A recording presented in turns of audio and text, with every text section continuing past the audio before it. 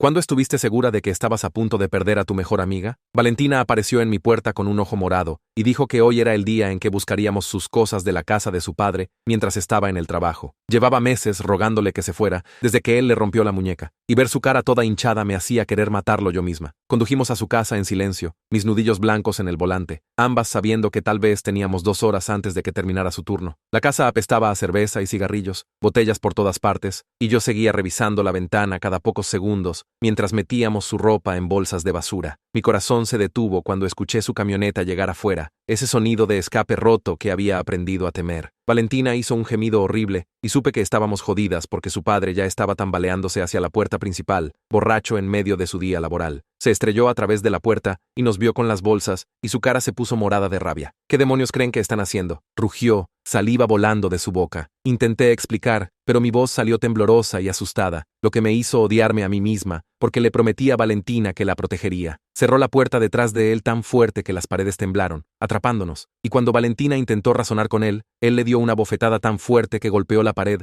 y se deslizó por ella. Grité y la atrapé antes de que golpeara el suelo. Sangre de su nariz empapó mi camisa, y de repente estaba más enojada que asustada. Rompió una botella de cerveza contra el marco de la puerta y vino hacia nosotras con el cuello dentado. «Nadie me roba», dijo, y empujé a Valentina detrás de mí, aunque mis piernas temblaban tanto que apenas podía mantenerme de pie. Retrocedimos hacia la cocina y él siguió, tomándose su tiempo, disfrutando nuestro miedo. Cortó la botella por mi brazo cuando intenté proteger a Valentina. El vidrio cortó profundamente, sangre caliente corriendo inmediatamente hasta mis dedos y goteando en el linóleo. El dolor era increíble, pero lo hizo todo claro. Realmente iba a matarnos esta vez. Agarré una sartén de la estufa y la balanceé hacia su cabeza, pero él se agachó y solo golpeé su hombro, haciéndolo tropezar, pero sin detenerlo. Me dio un puñetazo en el estómago tan fuerte que caí de rodillas, jadeando. Incapaz de respirar, mi visión se oscureció en los bordes. Mientras estaba abajo, me pateó las costillas y sentí algo quebrarse, dolor ardiente atravesando mi pecho, saboreando sangre en mi boca. A través de lágrimas y dolor, vi a Valentina agarrar un cuchillo del mostrador, y mi corazón se detuvo porque sabía que esto empeoraría todo. Él atrapó su muñeca mientras ella intentaba atacar y lucharon. Él, el doble de su tamaño, torciendo su brazo hasta que algo crujió, y ella gritó, el cuchillo cayendo por el suelo. Logré marcar el 112 con dedos temblorosos y ensangrentados, sollozando nuestra dirección a la operadora, que seguía pidiéndome que repitiera mientras él arrastraba a Valentina por el pelo a través de la cocina. Ella estaba arañando sus manos, sus pies buscaban apoyo en el suelo resbaladizo de sangre, llorando y rogándole que la soltara. La arrojó al porche trasero tan fuerte que la puerta mosquitera se salió de sus bisagras. Agarró el cuchillo y la siguió afuera, parado sobre ella mientras intentaba arrastrarse lejos, diciendo que nunca más lo avergonzaría, que él la había criado. Y así era como ella le pagaba. Me forcé a levantarme a pesar del dolor punzante en mis costillas, mi brazo izquierdo inútil y sangrando, y agarré una pala apoyada contra la pared. La balanceé con todo lo que me quedaba y lo golpeé en la espalda, pero apenas se inmutó, girándose y golpeándome en la cara tan fuerte que vi estrellas y sentí mi nariz romperse. Sangre se derramó en mi boca y me tambaleé hacia atrás, el mundo girando. Las sirenas eran tan débiles, como si vinieran de otra ciudad, otro mundo donde la ayuda realmente llegaba a tiempo. Presionó el cuchillo en la garganta de Valentina y ella estaba rogando, «Papá, por favor, te amo. Por favor, no hagas esto. Lo siento mucho». Su voz era tan pequeña y rota, y sabía que tenía una última oportunidad. Me lancé sobre él con todo lo que tenía, y nos estrellamos a través de la barandilla del porche, astillas de madera volando por todas partes cuando caímos al jardín. Aterrizó encima de mí con todo su peso, expulsando cada bit de aire de mis pulmones, mis costillas rotas gritando en agonía. Todavía tenía el cuchillo y lo levantó sobre mi pecho mientras estaba paralizada, incapaz de respirar. Atrapé sus muñecas, pero era mucho más fuerte, y la hoja seguía bajando centímetro por terrible centímetro, mis brazos temblando con el esfuerzo de detenerlo. Podía escucharme gritar, pero sonaba lejano, como la voz de otra persona, como si ya estuviera flotando fuera de mi cuerpo, viendo esto suceder. Valentina estaba tratando de quitarlo, pero su muñeca rota la hacía débil, y él le dio un codazo en la cara, enviándola a rodar en la tierra. La punta del cuchillo tocó mi pecho y sentí que perforaba mi camisa, luego mi piel, apenas atravesando, un punto agudo de dolor que prometía mucho peor por venir. Miré a sus ojos y no vi nada humano allí, solo rabia y alcohol y años de violencia que terminarían con nosotras muertas en su patio trasero. Mis brazos estaban cediendo, músculos ardiendo y fallando, la hoja hundiéndose más profundo, y la sirena todavía sonaba a kilómetros de distancia, y supe que la policía no llegaría a tiempo. La hoja empujó otro centímetro en mi pecho, y sentí sangre caliente esparciéndose bajo mi camisa, empapando la tierra debajo de mí. La voz de Antonio Bernetti de repente retumbó desde la puerta, exigiendo que soltara el cuchillo ahora mismo. El padre de Valentina sacudió su cabeza hacia arriba al escuchar el sonido, y eso me dio justo el suficiente espacio para rodar de lado mientras dos oficiales corrían al patio trasero con sus armas desenfundadas. El cuchillo se deslizó fuera de mi pecho mientras me movía, y el dolor era tan fuerte que casi me desmayo, pero seguí rodando lejos de él. Todo sucedió tan rápido después de eso. El taser golpeó al padre de Valentina directo en la espalda, y todo su cuerpo se puso rígido antes de caer como un saco de papas. Antonio se lanzó sobre él mientras estaba en el suelo y le puso las esposas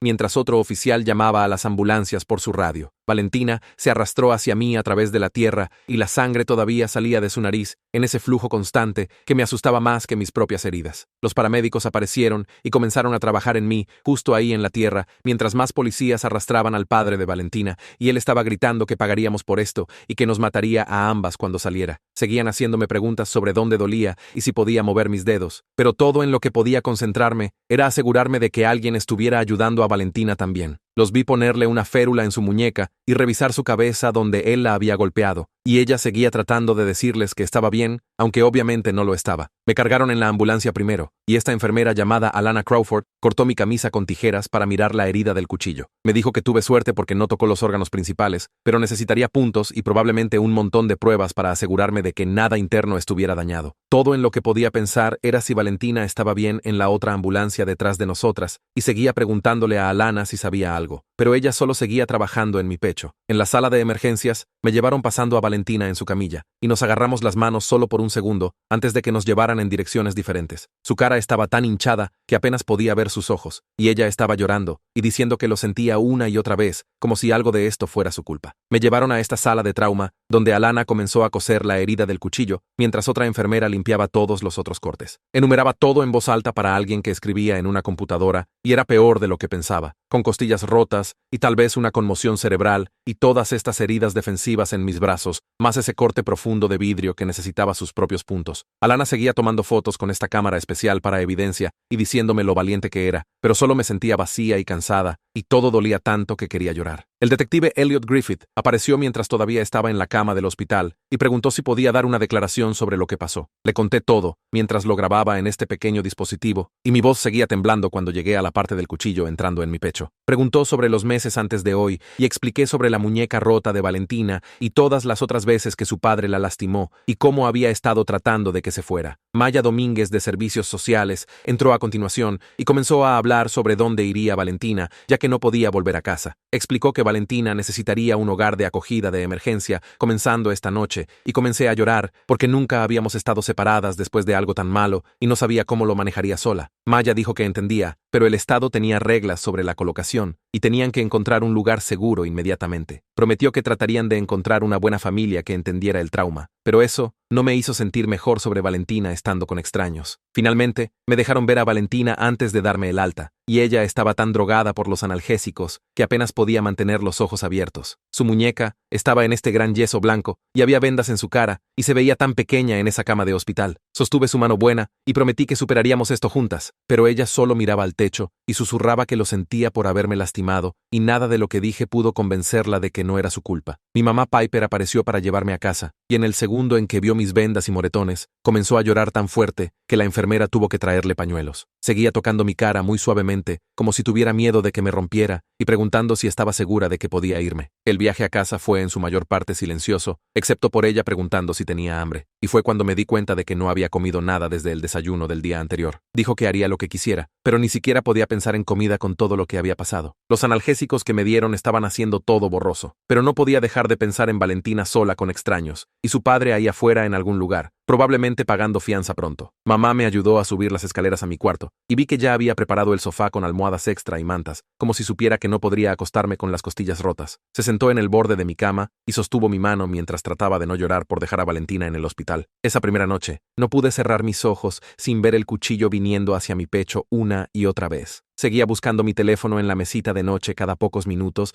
para revisar si Valentina había enviado un mensaje, pero la pantalla se mantenía oscura, y Maya nos había dicho sin contacto durante las primeras 24 horas, mientras arreglaban todo con la colocación de emergencia. Los analgésicos me mareaban, pero no detenían los recuerdos de reproducirse. Y seguía tocando las vendas en mi pecho, para asegurarme de que realmente estaba viva, y no desangrándome en ese patio trasero. Mi mamá entró alrededor de las 3 de la mañana, cuando me escuchó llorar, y se sentó en el sofá junto a mí frotando mi espalda. Pero no hablamos porque qué había que decir sobre casi ser asesinadas. A la mañana siguiente, Maya llamó mientras intentaba comer tostadas sin vomitar por el medicamento para el dolor. Dijo que Valentina estaba en un refugio para jóvenes al otro lado de la ciudad y estaba físicamente bien con su muñeca en un yeso apropiado ahora, y estaban monitoreando sus síntomas de conmoción cerebral. Luego mencionó que el padre de Valentina ya había pagado la fianza ayer por la tarde, y todo mi cuerpo se puso frío, y dejé caer el teléfono, lo que hizo que mis costillas gritaran cuando me agaché para recogerlo. Maya siguió hablando sobre cómo el refugio tenía buena seguridad y personal, entrenado en situaciones de violencia doméstica,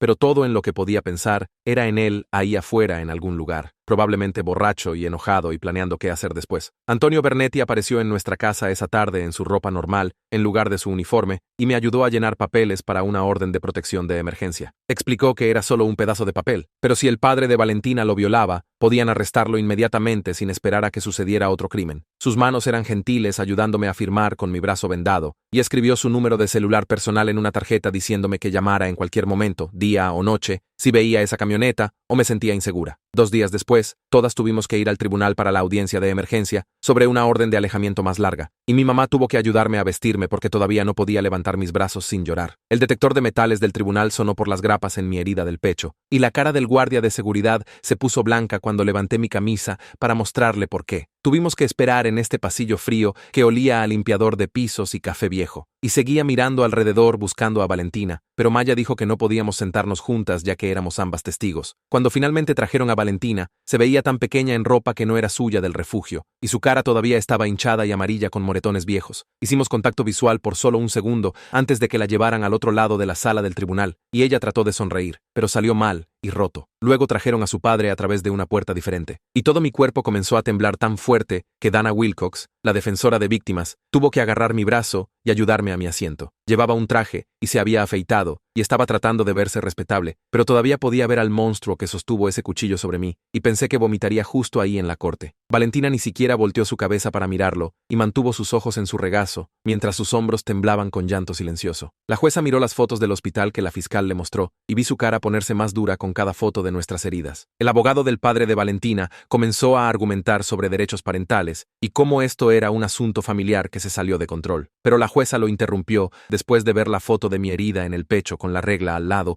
mostrando qué tan profundo fue el cuchillo. Concedió una orden de alejamiento de 1 año sin contacto, incluyendo a través de terceros, y dijo que si se acercaba a menos de 500 metros de cualquiera de nosotras, sería arrestado en el acto. Después de la corte, Dana nos llevó a una sala pequeña y explicó que el caso criminal tomaría meses, tal vez incluso 1 año, y preguntó si estábamos dispuestas a testificar si iba a juicio. Valentina comenzó a llorar más fuerte y dijo que no sabía si podía sentarse frente a él y contarle a extraños lo que hizo, y me di cuenta de que esto era mucho peor para ella porque todavía era su papá, y parte de ella probablemente todavía lo amaba a pesar de todo. Maya apareció y dijo que había arreglado para que Valentina se quedara con nosotras temporalmente mientras buscaban una buena colocación en hogares de acogida, ya que el refugio era solo para 72 horas. Mi mamá aceptó de inmediato y dijo que ya había comprado un colchón de aire para mi cuarto y limpiado la mitad de mi closet para las cosas de Valentina, lo que hizo a Valentina sonreír de verdad por primera vez desde el ataque. Esa primera semana viviendo juntas, desarrollamos toda esta rutina de revisar cada cerradura 3 veces antes de dormir y mapear rutas seguras a la escuela que evitaban su viejo vecindario y mantener el número de Antonio en marcación rápida. Ninguna de nosotras podía dormir toda la noche y ambas saltábamos y nos agarrábamos cuando una puerta de carro se cerraba afuera o escuchábamos pasos en el porche, aunque usualmente era solo el cartero. Nos quedábamos despiertas susurrando sobre cosas tontas como tareas y programas de televisión, porque hablar sobre lo que pasó lo hacía demasiado real, y ambas estábamos tratando de fingir que las cosas podían ser normales de nuevo. La escuela se convirtió en esta cosa complicada,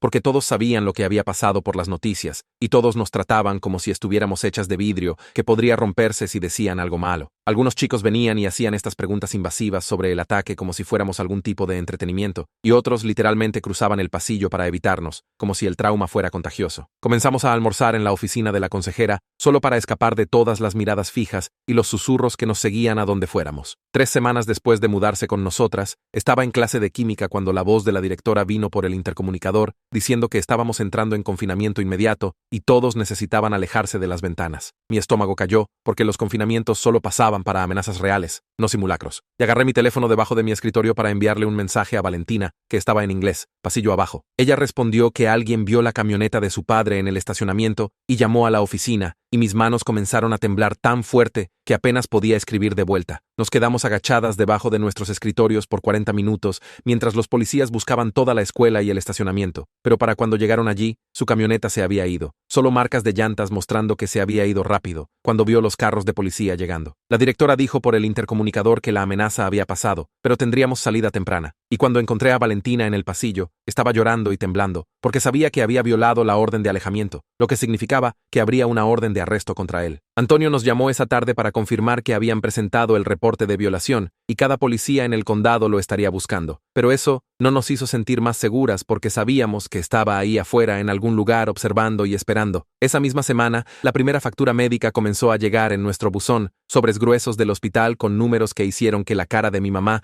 se pusiera blanca cuando los abrió en la mesa de la cocina. La factura de la sala de emergencias sola era 12,000 euros para mí, y eso no incluía la cirugía para arreglar mis costillas o todas las citas de seguimiento para el cuidado de la herida y rayos X. Las facturas de Valentina eran aún peores porque había necesitado cirugía de emergencia en su muñeca, más una estadía de 3 días en el hospital para observación después del trauma en la cabeza, y el total entre nosotras dos estaba llegando a 30,000 euros. Mi mamá pasó horas en el teléfono con compañías de seguros y el departamento de facturación del hospital, tratando de establecer planes de pago, mientras yo la veía comer galletas por estrés y tomar notas en este cuaderno espiral que había comenzado a mantener solo para cosas médicas. Dana llamó para decir que podíamos solicitar compensación para víctimas, pero solo cubriría tal vez el 60% si teníamos suerte, y el resto sería cosa nuestra de resolver de alguna manera. 2 días después, Elliot llamó mientras estábamos haciendo tarea para decir que habían arrestado al padre de Valentina en un bar al otro lado de la ciudad por la violación de la orden de alejamiento, más todos los cargos pendientes de agresión del ataque original. Ambas lloramos de alivio, pero Elliot nos advirtió que probablemente pagaría fianza de nuevo en unos días, ya que su hermano seguía poniendo dinero. Y claro, 3 días después, estaba fuera de nuevo con una nueva fecha en la corte establecida para el próximo mes. Dana apareció en nuestra casa a la mañana siguiente, con citas para un centro de trauma especializado en sobrevivientes de violencia doméstica, diciendo que ambas necesitábamos comenzar terapia de inmediato por las pesadillas y ataques de pánico que estábamos teniendo. Ninguna de nosotras quería ir porque hablar de ello lo hacía más real, pero Dana dijo que era requerido si queríamos alguna oportunidad con el dinero de compensación para víctimas, y honestamente, ambas estábamos cayéndonos a pedazos tratando de lidiar con todo solas. El centro de trauma estaba en este edificio viejo en el centro con puertas de seguridad y cámaras por todas partes, y la terapeuta era esta mujer callada que nos dejó solo sentarnos ahí los primeros 20 minutos sin decir nada. Nos dio hojas de trabajo sobre respuestas al trauma y mecanismos de afrontamiento. Y Valentina realmente comenzó a llorar cuando leyó la parte sobre cómo el abuso cambia tu química cerebral y te hace sentir que lo mereces. Íbamos 2 veces por semana después de la escuela, tomando el autobús al centro porque mi mamá estaba trabajando turnos extra para pagar todo. Y lentamente comenzamos a hablar sobre las pesadillas donde él nos perseguía, o los ataques de pánico cuando escuchábamos ruidos fuertes. Un mes después del ataque, Valentina fue a cirugía para colocar su muñeca correctamente, ya que la sala de emergencias solo había hecho un arreglo temporal esa noche. Me senté en la sala de espera por 3 horas, leyendo la misma revista una y otra vez, enviando actualizaciones a sus padres de acogida, ya que no podían salir del trabajo, viendo a otras familias ir y venir mientras esperaba sola. Cuando finalmente me dejaron verla en recuperación, todavía estaba aturdida por la anestesia, pero agarró mi mano y comenzó a llorar, diciendo que todavía amaba a su papá, incluso después de todo lo que había hecho. Seguía diciendo que era una persona terrible por extrañarlo, por querer que él recibiera ayuda en lugar de ir a prisión, y sostuve su mano y le dije que amar a alguien que te lastimó no la hacía mala, la hacía humana. La enfermera tuvo que echarme cuando terminó el horario de visita, pero regresé todos los días hasta que la dieron de alta con un nuevo yeso que estaría por 6 semanas más. Carl Erickson, el abogado que la corte designó para Valentina, se reunió con nosotras en el tribunal para explicar sus derechos en todas las cosas legales que estaban sucediendo. Era este tipo mayor con gafas que hablaba muy despacio y seguía revisando sus notas, explicando que ya que Valentina tenía 17 años, tenía algo de voz sobre dónde vivía, pero el Estado no la dejaría volver con su padre, sin importar lo que ella quisiera. Nos mostró todos estos papeles de custodia y documentos de la corte, explicando que los derechos parentales de su padre estaban siendo impugnados por el Estado debido a la violencia, y Valentina tendría que decidir si quería luchar contra eso o dejarlo dejarlo pasar. Valentina solo se sentó ahí mirando la mesa mientras él hablaba,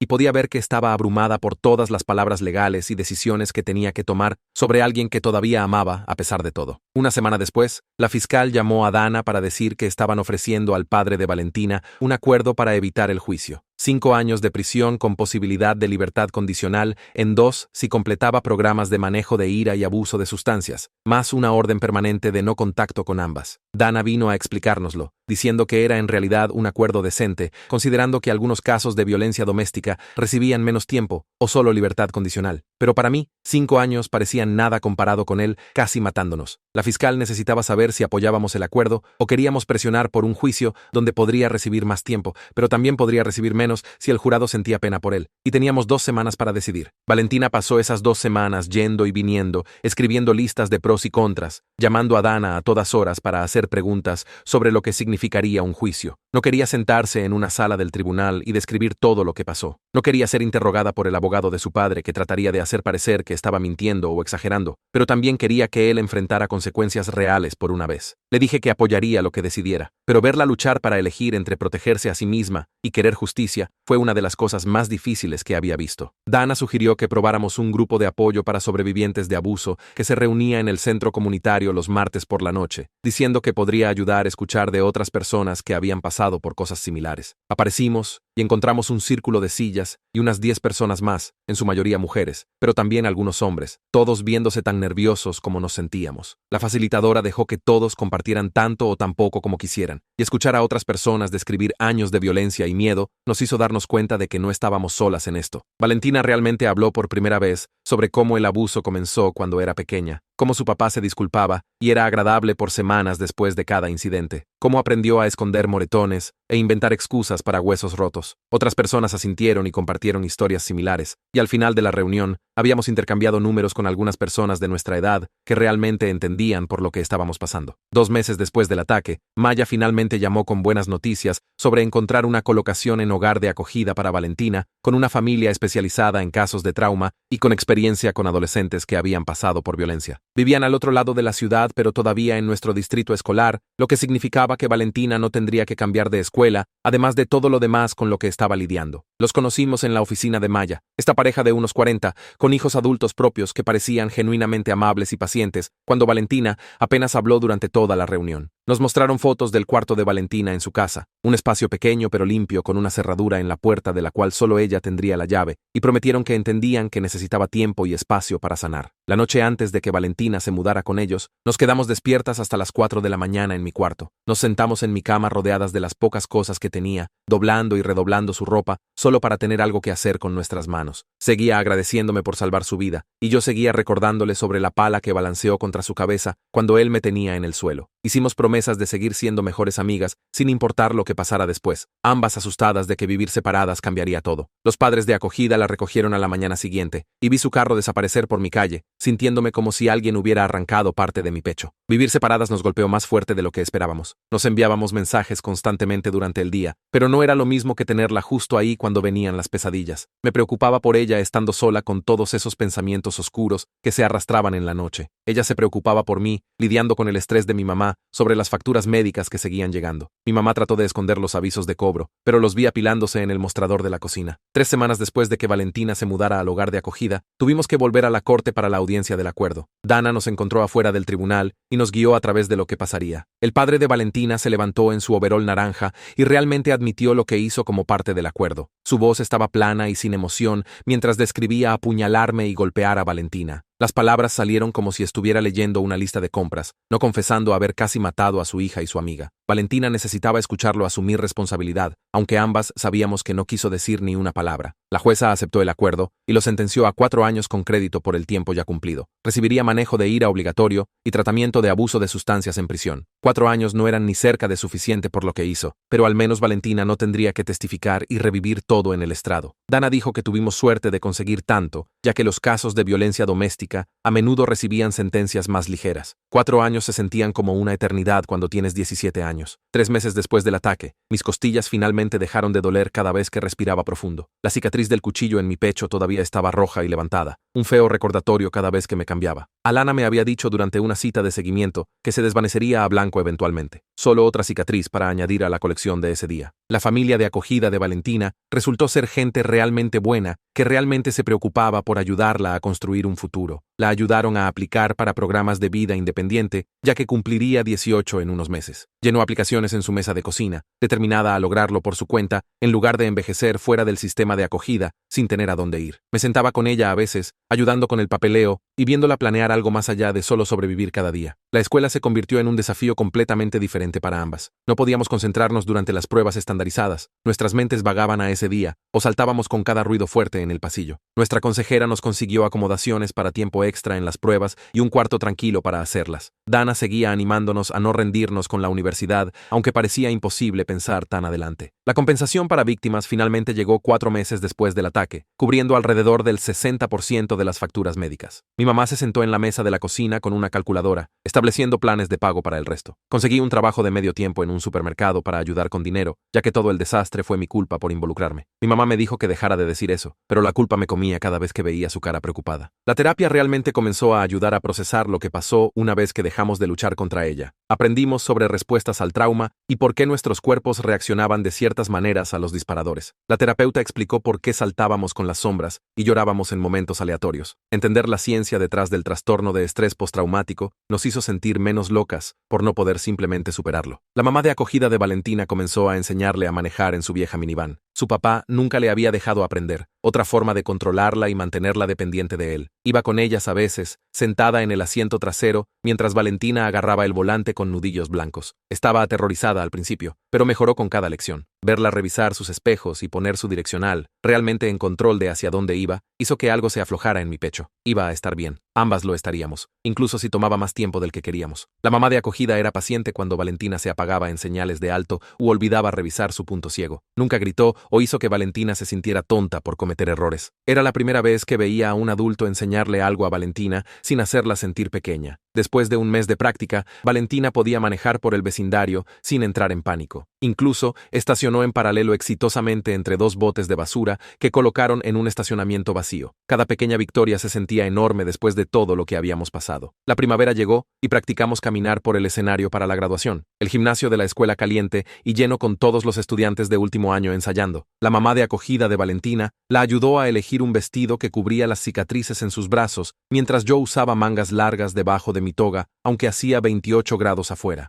La ceremonia real sucedió un sábado por la mañana, y mi mamá se sentó en la tercera fila tomando fotos con su teléfono, mientras la familia de acogida de Valentina trajo flores y un gran letrero con su nombre. Llamaron nuestros nombres alfabéticamente, y cuando Valentina cruzó ese escenario para recibir su diploma, su mamá de acogida se levantó y gritó tan fuerte que todos voltearon a mirar. Vi a Valentina sonreír de verdad, no la falsa que había usado por meses. Y cuando llegó mi turno, mi mamá estaba llorando y aplaudiendo al mismo tiempo. Lanzamos nuestros birretes al aire con todos los demás, y noté que el asiento vacío donde habría estado el padre de Valentina ya no la hacía mirar alrededor. Después de la ceremonia, fuimos a almorzar a un restaurante, y los padres de acogida de Valentina le dieron una tarjeta con dinero para la universidad adentro, diciéndole que estaban orgullosos de lo duro que había trabajado para terminar la escuela después de todo. 2 semanas después, las cartas de aceptación llegaron de la universidad comunitaria, y ambas entramos con suficiente ayuda financiera para cubrir matrícula y libros. Llenamos el papeleo juntas en la mesa de mi cocina, eligiendo la misma clase de inglés para nuestro primer semestre, para tener al menos una clase juntas. Mi mamá nos ayudó a descifrar el sistema de registro en línea, y elegimos clases de la mañana para poder trabajar medio tiempo en las tardes. La oficina de ayuda financiera nos envió 1,000 euros a cada una para libros y materiales, más dinero del que cualquiera de nosotras había tenido a la vez. El verano pasó con ambas trabajando y ahorrando dinero, Valentina en una cafetería y yo todavía en el supermercado, contando los días hasta que comenzara la escuela. En julio, 6 meses después de ese terrible día, Maya llamó para decir que Valentina calificaba para vivienda independiente a través de un programa para niños que salen del sistema de acogida. El apartamento era diminuto, solo un cuarto con una cocineta y un baño, pero tenía un cerrojo y una cadena y ventanas que se cerraban desde adentro. Pasamos un fin de semana entero mudando sus cosas del hogar de acogida, comprando muebles baratos de tiendas de segunda mano y arreglando su nuevo lugar. Ella colgó cortinas que su mamá de acogida hizo, y yo la ayudé a armar un librero de una caja, ambas sudando en el calor del verano. cuando todo estaba arreglado y los padres de acogida se habían despedido de ella. Valentina se sentó en su nueva cama y lloró, no lágrimas tristes, sino alivio de que finalmente tenía su propio espacio donde nadie podía lastimarla. Los días malos todavía venían sin advertencia, como cuando un carro falló y ambas caímos al suelo en el estacionamiento de la universidad, o cuando Valentina se despertaba gritando de pesadillas sobre su papá encontrándola. Teníamos los números de cada una en marcación rápida y llamábamos durante ataques de pánico, guiándonos mutuamente a través de ejercicios de respiración que la terapeuta nos enseñó. El medicamento ayudaba con lo peor, pequeñas píldoras blancas que hacían que el mundo se sintiera menos afilado y peligroso, aunque nos cansaban y nos daban boca seca. Las sesiones semanales de terapia se convirtieron en parte de nuestra rutina. Sentadas en esas sillas incómodas y hablando sobre cosas que queríamos olvidar, pero no podíamos. Cuando se acercó el aniversario de 1 año, ninguna de nosotras quería pasarlo llorando o escondiéndonos en la cama. Valentina sugirió hacer algo diferente, y manejamos a la playa antes del amanecer, trayendo papel y plumas para escribir cartas a nosotras mismas de hace 1 año. Nos sentamos en la arena fría y escribimos sobre sobrevivir y sanar y tener miedo, pero hacer cosas de todos modos. Escribí sobre lamentar no poder protegerla mejor, y ella escribió sobre perdonar a su papá, aunque nunca se lo diría. Cavamos un pequeño hoyo en la arena